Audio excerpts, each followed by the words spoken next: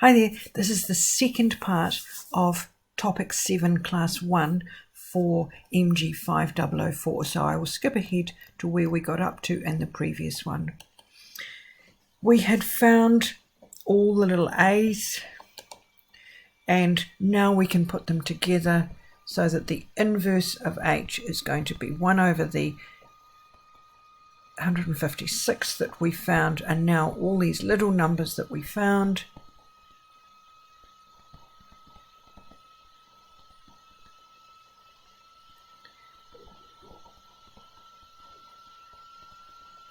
so you could either leave it as that, or you could write, say, 30 over 156, 6 over 156, negative 6 over 156, etc.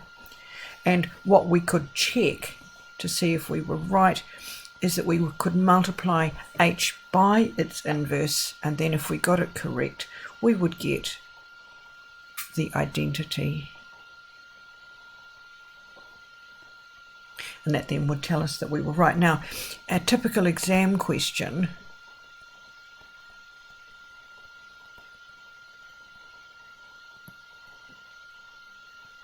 some matrix A and some matrix B, find AB,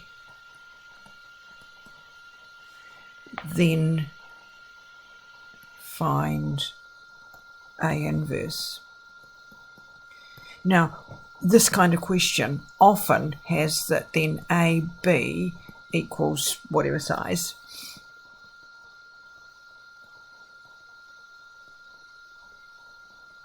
Which means then that the A inverse must have been B, since multiplying A by its inverse gives you the identity. So it must have been that the inverse of A was B. Find the inverse of this one as well. We can find the determinant as 2 times the determinant of 2, 2, 1, 2, minus 2 times the determinant of 1, 2, 2, 2, plus 1 times the determinant of 1, 2, 2, 1, and that is, 4 plus 4 minus 3, the transpose, so we have to swap the rows for the columns.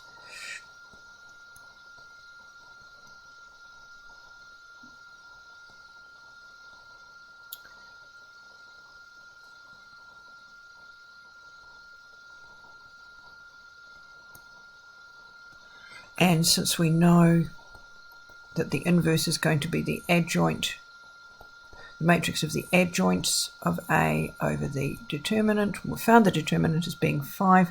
We now have to go through and find all the adjoints. So I will just do them because I don't have enough space.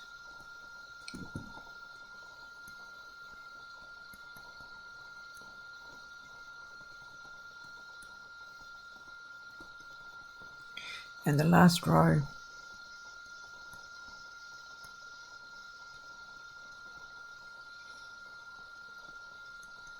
then we put it all together that the inverse of A is going to be 1 over 5.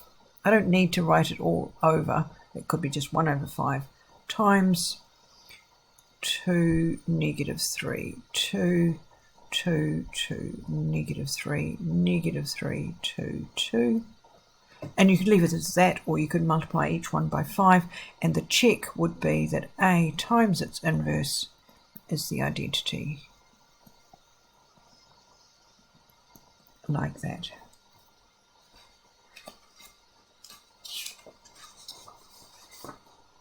So we could have checked it accurately and to do that. Now, if you've got an exam coming or a test, as you have, you need to budget your time. So what I would like you to do is allow 10% of your time to check. And it's doing these things like A times its inverse is 1, 1, etc., etc. So that's just a point while I remembered about it. If we're doing algebra, this is algebra, and this is the whole point of what we're doing, then x would equal b over a. Now, if we're doing matrix algebra,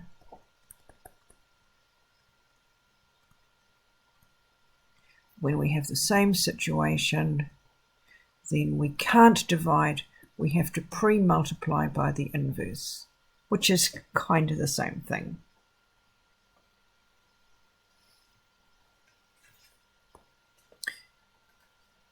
There's the work that I would like you to do that matches the class that you've missed, some textbook pages, and then start on some work, or I think complete the work, Chapter 12 homework on my Math Lab.